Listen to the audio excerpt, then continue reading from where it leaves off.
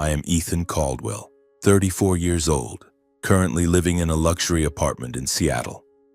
Last year, I sold a tech startup for $5 million, a sum large enough to allow me to live comfortably for the rest of my life without needing to do anything else. $5 million in the bank, no wife, no children. Life seemed to have reached the pinnacle of perfection. But no. The relationship between me and my father is the blot of ink staining the pages of that rosy novel. My father, Robert Caldwell, was once a prominent real estate businessman. But after a series of failed deals, he became bitter and controlling. Not controlling my life, but controlling my wallet. In his eyes, I am not a son, but a walking source of money. This morning, I stood in front of the mirror adjusting the dark green dress shirt that my mother loved. Today is her birthday, and as usual, the whole family will gather at the old house in the suburbs of San Francisco. I took a deep breath, trying to shake off the heavy feeling that always comes when I think about facing my father, the man who, in all my life, has never hugged me, never asked if I was okay, and only ever looked at me as if I were a walking safe. In truth, that's still far kinder than how he treated me when I was a child. He was an alcoholic, and whenever he was drunk, he would drag me out and beat me. No reason, no warning. Those memories are etched into me like scars that never heal, and every time I face him, those scars bleed again. I drove my BMW X7 smoothly along tree-lined roads, the afternoon sunlight dancing on the windshield.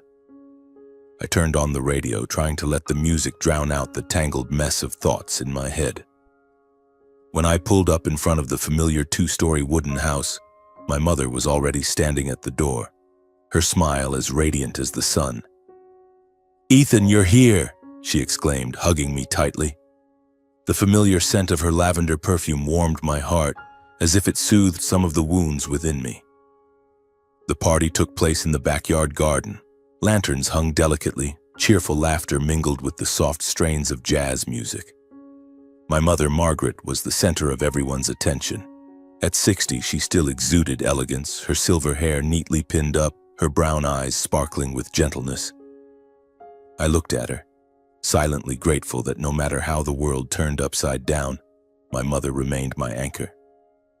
My father, as usual, stood in a corner of the garden, a glass of red wine in hand, his cold gaze sweeping over the crowd. He wore a gray suit, still looking distinguished, but his smile always sent a chill down my spine. I tried to avoid him, focusing on chatting with a few relatives, but I couldn't shake the feeling of his eyes following my every step. "Ethan," my father's voice rang out as I was grabbing some cake from the buffet table. I turned around to see him approaching, a glass of shimmering red wine in his hand. "Have a drink with your father, son. A special glass just for you." He emphasized the word special, his smirk making me uneasy. I took the glass, my fingers gripping it tightly. "Thank you, Father," I said, trying to keep my voice steady. My mother was nearby, laughing with Aunt Susan, and I didn't want to do anything to worry her. I raised the glass and took a sip. The wine was rich, slightly bitter, but nothing seemed unusual. I looked at my father. He nodded as if he had just completed a task. Just a few minutes later, my head began to spin. Everything around me became blurry, the laughter and chatter of the guests echoing as if from a distant place. My heart pounded, my breathing grew heavy as if the air was being sucked away. "Mom," I whispered, trying to walk toward her, but my legs wouldn't obey. I stumbled, the wine glass falling to the grass and shattering. When I woke up, I found myself lying on the old bed in the upstairs bedroom. My head throbbed, my body felt drained of all strength. My mother sat beside me, her hands tightly clutching mine, her eyes red and swollen. "Ethan, are you okay?" Oh God, I was so scared. Her voice trembled as if she had just lived through a nightmare. "What happened?" I mumbled, trying to piece things together. The image of the wine glass, my father's smile, and the dizziness came rushing back like a wave. I looked at my mother, searching for answers in her eyes, but she only shook her head, stroking my hair the way she did when I was a child. "You passed out in the garden. Your father said you drank too much, but I know you didn't. You only had one glass, didn't you?" She looked at me, her eyes full of worry. I nodded, my throat dry. One glass. Just one glass of wine from my father. I held my mother's hand, feeling her fingers tremble slightly. The room was silent save for the ticking of the clock on the wall. I wanted to say something to reassure her, but I was drowning in a sea of doubt myself. That glass of wine, my father's cold smile, and the sensation of being drained of life, all were pieces of a puzzle that didn't yet fit together. Ethan, I'm so worried, my mother said, her voice softening as if afraid someone outside might hear. She stood up, walked to the window, and looked out at the garden where I had collapsed. What you went through, the dizziness, the shortness of breath, losing consciousness, I've seen it before. It was just like my father. I froze, my heart pounding. Grandfather? I asked, my voice hoarse. I had only met him a few times as a child, a tall man with a booming laugh. But my mother had told me he died suddenly when she was young. A heart attack, she had said. She turned back to me, her eyes red, her hands clasped tightly as if to keep herself from falling apart. Yes. My father collapsed like that too after an evening of drinking with friends. He was healthy, Ethan, just like you. No illnesses, no warning signs, but the next morning, he didn't wake up. Her voice trembled, each word seeming to be dredged up from an old buried pain. I stood and walked to her, placing a hand on her shoulder. Mom, I don't think it was an illness. I hesitated, unsure whether to voice the suspicion screaming in my head, but her eyes, filled with both fear and hope, compelled me to speak. I get regular checkups, you know that. My heart, my blood, everything's normal. No signs of any hereditary conditions. She looked at me, her eyes widening as if she had just realized something horrific. Then, what do you think happened? She whispered, her voice barely audible. I took a deep breath, feeling as though I were standing on the edge of an abyss. Mom, I think there was something wrong with the glass of wine Dad gave me. The words spilled out and I saw her step back, her hand covering her mouth, her face paling. Ethan, what are you saying? Robert is your father. Her voice was filled with pain, but I caught a flicker of doubt in her eyes. I know, I said, trying to keep my voice steady. But didn't you notice? He kept emphasizing that the glass was special. I drank it and then I collapsed. I wasn't drunk, Mom. I only took one sip. I paused, looking directly into her eyes. You thought it was strange too, didn't you? Dad said I drank too much, but you know the truth. My mother sank into a chair, her trembling hands clutching a cold cup of tea. She was silent, but I could see the struggle within her, between her love for my father and her maternal instincts. I don't want to believe it, she said, her voice breaking. But it's true, I did find it odd. Your father insisted you were drunk, but I looked at you and I knew you weren't. We sat there in silence like two weary travelers lost in a storm. I took her hand, squeezing it tightly. Mom, I'll find out what happened. I don't want to suspect Dad, but I need to know the truth. She nodded, her eyes brimming with tears. Be careful, Ethan. If you're right, I won't let anyone hurt you. As I left the house, I felt both relieved and weighed down. My mother believed me, at least in part. But the suspicion about my father, even as a mere thought, was like a crack in the foundation of our family. I drove home, my resolve burning fiercely. I would uncover the truth, no matter how terrifying it might be. After the conversation with my mother, I felt like I was walking a tightrope, each step trembling. The suspicion about my father clung to me like a shadow, but I had no proof. Only the glass of wine, his cold smile, and the gut feeling that I had narrowly escaped death. I wanted to forget, to believe it was all in my imagination, but every time I looked in the mirror, I saw my own eyes, the eyes of someone who couldn't stand still. Thanksgiving arrived, bringing with it the biting cold of November. My mother called, her voice gentle but filled with hope. Ethan, come home for dinner, will you? Just one evening. I wanted to refuse, to stay far away from the house, now shrouded in darkness, but I couldn't bear to disappoint her. "I'll come," I said, though my heart felt heavy as lead. The old house appeared under the glow of dusk, the light from the windows spilling out like small flames. I stepped inside, the smell of roasted turkey and pumpkin pie filling the air, but it did nothing to warm me. My mother hugged me, her smile still radiant, but I saw the worry hidden in her eyes.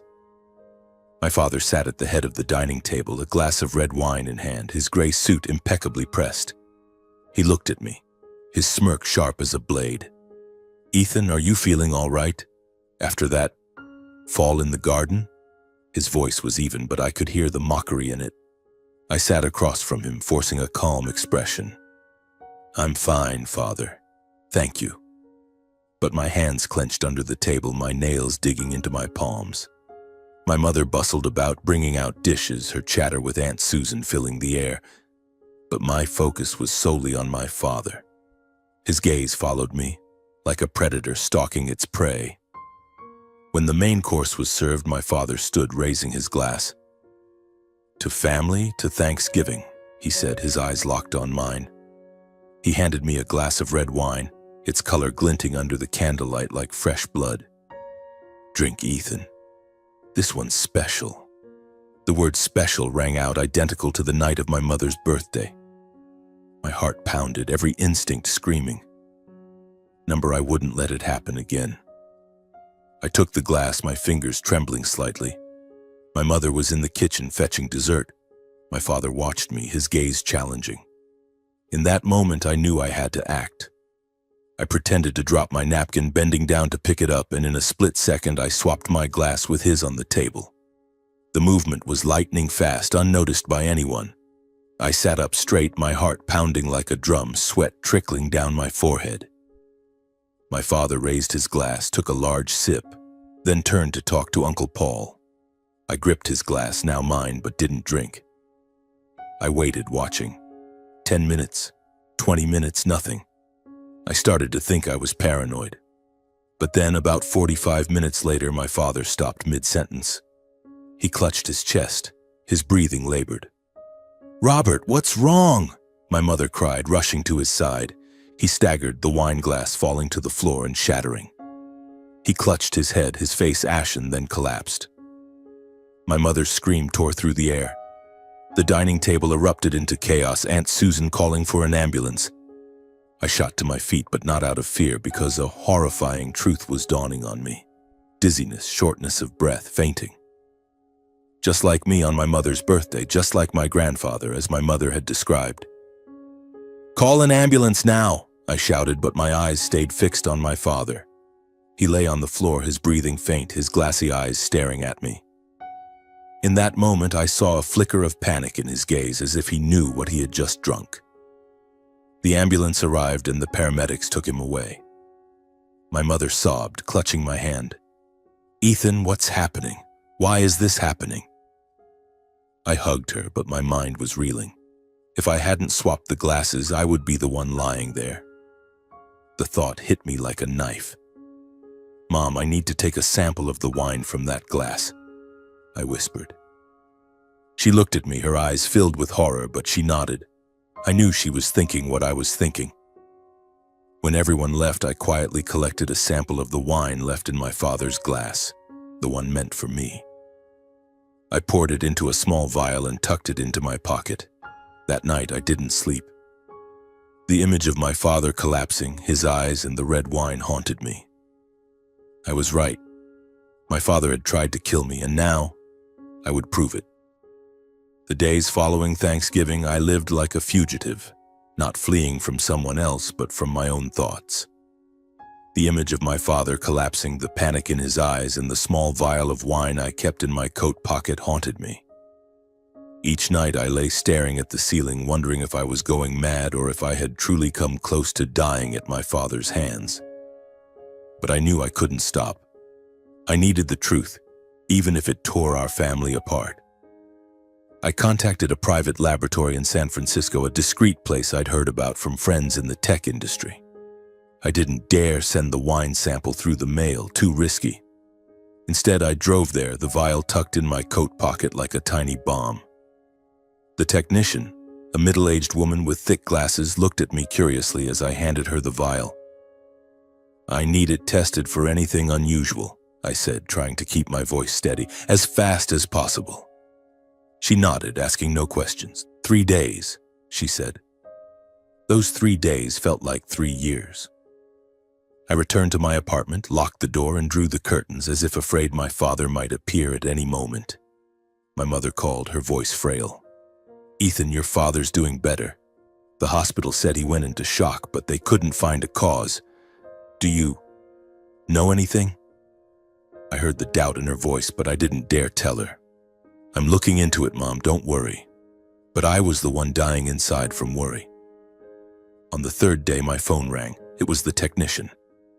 "Mr. Caldwell, we have the results. You should come in." Her voice was cold, professional, but I sensed the gravity behind it. I raced to the lab, my heart pounding. She handed me a report pointing to a bolded line, "Barbiturate, high concentration." "It's a sedative," she explained. "This dose was enough to cause unconsciousness, even death if not treated in time." I stood frozen, the paper trembling in my hand. Barbiturate, not alcohol, not drunkenness, not illness. Someone had deliberately put poison in my glass of wine, and I knew who. I looked at the technician, forcing my voice to stay calm. "Thank you. Don't tell anyone about this." She nodded, her eyes full of sympathy. On the drive back, I circled the city, my mind reeling. My father, the man who raised me, the man I had once tried to please despite his coldness. Why? Then I remembered my wealth, $5 million, no wife, no children. If I died, my father was the legal heir. The realization hit me like a punch to the chest. He didn't just want to control me, he wanted me gone. I parked by the bay, watching the waves crash against the rocks. The cold wind blew, but I felt nothing except the anger burning inside me. My father had tried to kill me not once, but twice. And if I hadn't swapped the glasses on Thanksgiving, I wouldn't be standing here. I gripped the report tightly, resolute. I would confront him. Not for revenge, but so that my mother and I could be free. My father was discharged from the hospital a week later, looking weaker, but his eyes still sharp as a blade. My mother wanted me to visit, but I knew this wasn't an ordinary visit. I brought the lab report, tucked in my coat pocket like a protective talisman. As I stepped into the old house, I saw my mother in the kitchen preparing tea. "Ethan, you're here," she smiled, but I saw the sadness in her eyes. "Your father's in the living room." I nodded, took a deep breath, and walked in.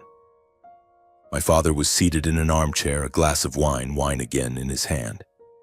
He looked at me, that familiar smirk curling his lips. "Ethan, come to visit your old man. That's good of you." His voice was light, but I could sense the wariness beneath it. "I need to talk to you privately," I said, my voice firm. My mother was in the kitchen, out of earshot. He raised an eyebrow, gesturing for me to sit. I didn't. Instead, I pulled out the lab report and placed it on the table in front of him. "Barbiturate," I said, staring into his eyes. "In the wine you gave me on Thanksgiving. Enough to kill. Explain." His face stiffened, but he quickly regained his composure. "What are you talking about, Ethan? Poison? You've lost your mind." He laughed, but the laugh was forced, unable to mask the panic in his eyes. "Don't lie," I said, my voice cold as stone. "I swapped the glasses with you. That's why you collapsed, not me. I have proof. The lab confirmed it. If you don't tell the truth, I'm taking this to the police." Silence. Only the ticking of the clock and my father's heavy breathing filled the room. Then, like a wall crumbling, he slumped, his hands covering his face. "Ethan, forgive me," he whispered, his voice breaking. I only meant to knock you out. I was going to forge a will, take your money. I'm in too much debt, Ethan. I had no way out." I stood there, looking at the man who was once my father, now just a desperate shell. His confession cut like a knife, but strangely I didn't feel anger, only sadness, deep and heavy. "Why, Dad?" I asked, my voice hoarse. "I'm your son." He didn't answer, only bowed his head, tears streaming down his cheeks. I thought of my mother, of the years she spent living with a man like him. I wanted to call the police to make him pay, but I knew it would destroy her. "I won't go to the police," I said, my voice trembling. "But from now on, stay away from me and don't ever touch Mom." I turned and walked away, leaving him in the cold room. As I stepped out, I saw my mother standing at the door, her eyes red. She had heard everything. I hugged her, feeling her body tremble. "Ethan," she whispered, but said nothing more. I knew from this moment everything would change forever. I left the living room, leaving my father sitting there, his head bowed like a broken statue. His confession echoed in my mind, each word a fresh cut. I had thought confronting him would bring relief, but it didn't. Only pain, heavy and cold. As I stepped into the hallway, trying to hold myself together, I saw my mother standing at the kitchen door, her hands gripping the frame, her face pale. "Ethan." Her voice trembled, her eyes red and brimming with tears. I froze. She had heard it all, the confrontation, my father's confession, everything. I walked to her, wrapping her in a hug, feeling her tremble in my arms. "Mom, I'm sorry," she whispered, as if she were the one at fault. "I never imagined Robert could." I led her to the garden where the lantern still glowed faintly from her birthday. We sat on the wooden bench, the silence broken only by the rustle of the wind through the trees. I held her hand, waiting for her to speak. Finally, she took a deep breath, her voice steadier. "Ethan, I heard everything. What your father said, I can't believe it, but there's something I need to tell you." She looked at me, her eyes filled with both pain and resolve. "The symptoms you had on my birthday, they were exactly like my father's. He collapsed too after an evening of drinking with Robert." She paused, as if summoning the courage to continue. "My father died soon after. Everyone said it was a heart attack, but I always found it strange. He was healthy, no illnesses. And after he died, Robert inherited nearly all of my family's wealth. I felt my blood run cold." "You suspect Dad was involved in Grandpa's death?" I asked, my voice hoarse. She nodded, tears streaming down her cheeks. "I didn't want to think it, Ethan. I loved your father. I wanted to believe in him. But now, I'm afraid I've been living with a monster." Her words were like a cold wind, stripping away any remaining illusions. I hugged her tighter, feeling her pain merge with mine. "Mom, if you're right, we need to find the truth," I said, my voice firm. "Not just for me, but for Grandpa, and for you." She nodded, wiping her tears. "I'll help you, Ethan. No matter what happens, I want to know the truth." We sat there under the dim moonlight, mother and son, now allies in a battle neither of us could have foreseen. I knew the road ahead would be painful, but I was no longer afraid.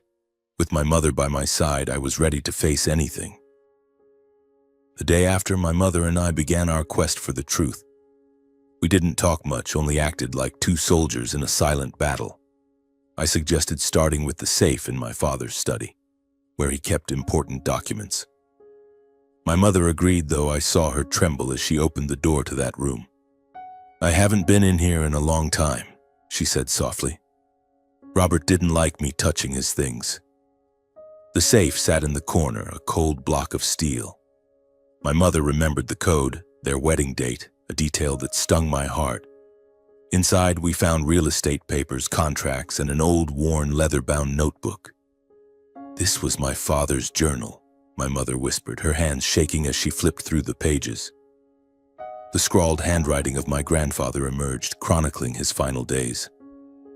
One entry stopped us cold. "Robert's acting strange. Last night, after a glass of wine, I felt dizzy, short of breath. I suspect he means me harm. If something happens to me, investigate." My mother and I looked at each other, speechless. My grandfather's words, like a message from the past, confirmed our fears. "Mom, we need experts," I said. I contacted a private investigator, Mr. Harris, who had helped a friend in a lawsuit. I also called a lawyer, Anna, who specialized in criminal cases. Both agreed to meet with us. Harris suggested exhuming my grandfather's autopsy report. If there was poison, traces could still be found even after all these years, he said. With Anna's help, we obtained a court order. The exhumation process was slow, but the final results hit like a tidal wave. The autopsy report revealed that my grandfather had been poisoned with a sedative, closely related to barbiturate. Not a heart attack, not natural causes. We dug deeper. Harris uncovered forged documents in my father's inheritance records, mismatched signatures, irregular transfer agreements.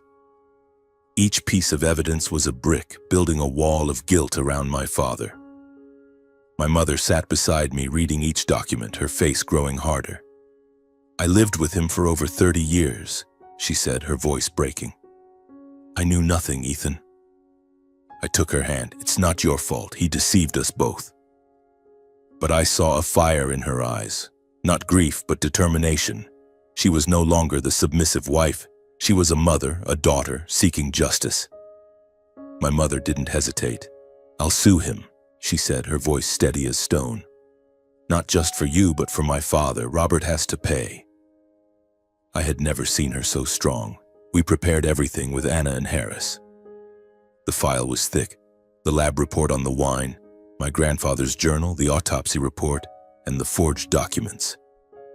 Each page was a knife into my father's past. The trial took place on a gray, rainy day.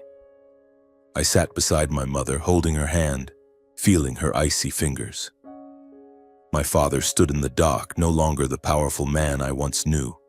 He looked aged, his eyes hollow, but he still tried to deny the charges. I didn't do anything, he said, his voice weak. But the evidence was undeniable. Anna laid out every detail. The wine laced with barbiturate, the intent to kill me. My grandfather's journal, the autopsy report, and the forged documents proving my father had poisoned my grandfather to seize the family's wealth. The prosecutor called my mother to the witness stand. She stood tall, her voice clear, recounting the years of living with a manipulative husband and the pain of learning he had killed her father. I watched her, my heart swelling with pride mixed with sorrow. My father had no chance. The jury took only 2 hours to reach a verdict. Guilty. Attempted murder for me and first-degree murder for my grandfather. He was sentenced to life in prison without parole. As the police led him away, he turned to look at my mother and me, his eyes empty. I felt no triumph, only a void where our family once stood. After the trial, my mother moved in with me in San Francisco. The old house was sold, a way for us to close the door on the past. My mother found peace, free from my father's manipulation. She started gardening, tending to lavender blooms, and every afternoon we sat drinking tea, talking about simple things. I looked at her, seeing her smile return, though tinged with lingering sadness. "Are you okay, Mom?" I asked one day as the sunset bathed the garden in gold. She nodded, squeezing my hand. "I'm okay, Ethan. Justice has been served. My father can rest in peace, and you're safe. That's all I need." I found peace too, though the scars from my father would never fully heal. I continued my work, but now I lived for my mother, for the simple moments we shared. Under the sunset's glow, I knew we had emerged from the darkness together.